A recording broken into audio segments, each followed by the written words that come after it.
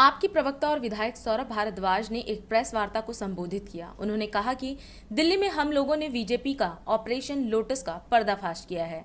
उन्होंने कहा कि दिल्ली में बीजेपी ऑपरेशन लोटस चला रही है। सौरभ भारद्वाज ने दावा किया कि दिल्ली के डिप्टी सीएम मनीष सिसोदिया को बीजेपी में आने को कहा गया और कहा गया कि आइए आपको मुख्यमंत्री बनाएंगे।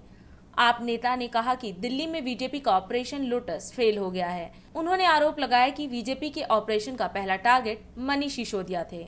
आप प्रवक्ता ने कहा कि बीजेपी का अपना एक कार्यक्रम है ऑपरेशन लोटस। यह शब्द बीजेपी ने निकाला है। साथियों, आज ये प्रेस वार्ता भारतीय जनता पार्टी की सबसे बड़ी उपलब्धि जो है उसके बाद है, उसके बारे में है। प्रधानमंत्री जी लाल किले की प्राचीर पे जब 15 अगस्त को भाषण देते हैं, अपनी सरकार की बड़ी बड़ी पॉलिसीज और अपनी सरकार के सबसे बड़े कार्यक्रमों के बारे में जनता को बताते हैं, मगर भारतीय जनता पार्टी अपने सबसे जरूरी और सबसे क्रिटिकल ऑपरेशन के बारे में लाल किले से चर्चा नहीं करते हैं।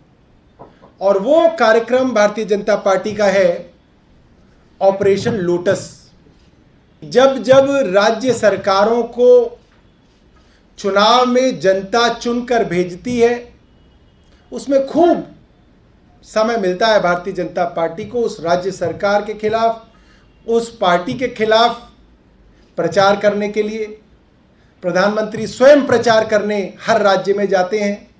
भारतीय जनता पार्टी के सभी केंद्रीय मंत्री प्रचार में हर राज्य में जाते हैं, चाहे दिल्ली जैसा छोटा शहर हो, चाहे वेस्ट बंगाल जैसा बड़ा जो है राज्य हो, और प्रचार करते हैं। और जब प्रचार के बाद उस राज्य की जनता भारतीय जनता पार्टी को रिजेक्ट करती है और किसी दूसरी पार्टी को चुनती है, तब जनता के फैसले के खिलाफ एक षड्यंत्र शुरू होता है। भारतीय जनता पार्टी के केंद्रीय मुख्यालय से वो षड्यंत्र शुरू होता है और उस षड्यंत्र का नाम है ऑपरेशन लोटस।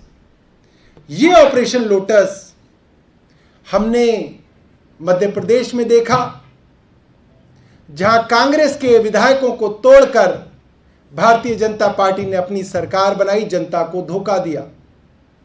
जनता की चुनी हुई सरकार को गोवा में गिराया गया और भारतीय जनता पार्टी ने विधायकों को तोड़कर अपनी सरकार बनाई। ऑपरेशन लोटस द्वारा जनता को धोखा दिया। अरुणाचल प्रदेश में भारतीय जनता पार्टी ने यह किया, हम सब ने देखा। और अभी हाल ही में मध्य प्रदेश के अंदर हमने देखा कैसे कांग्रेस के विधायकों को तोड़ के शिवराज सिंह चौहान को दोबारा बनाया गया।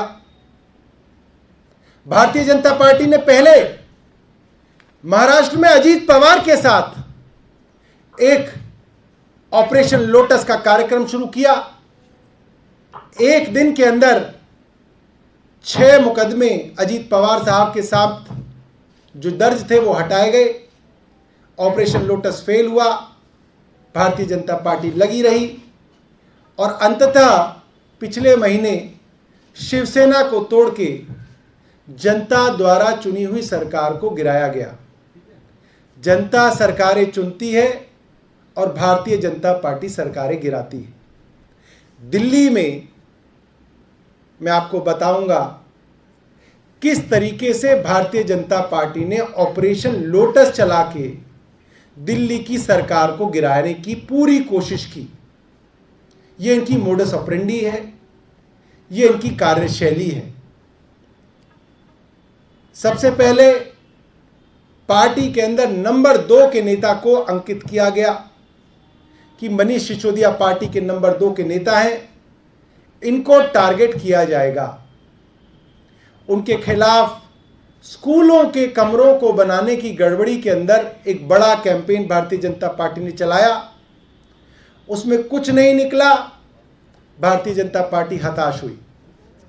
उसके बाद एक्साइज पॉलिसी के अंदर मनीष सिसोदिया जी के खिलाफ आरोप लगाए उनके खिलाफ कई महीनों से कैंपेन चलाया गया।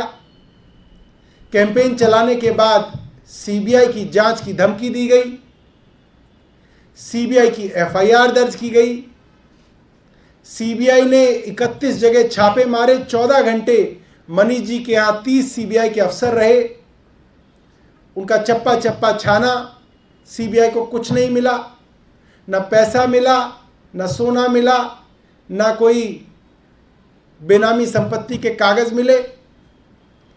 और उसके बाद इतना दबाव बनाने के बाद मनीष जी को कहा गया कि आप भारतीय जनता पार्टी में आ जाइए, आपको मुख्यमंत्री का उम्मीदवार बनाएंगे, आम आदमी पार्टी की सरकार गिरानी है।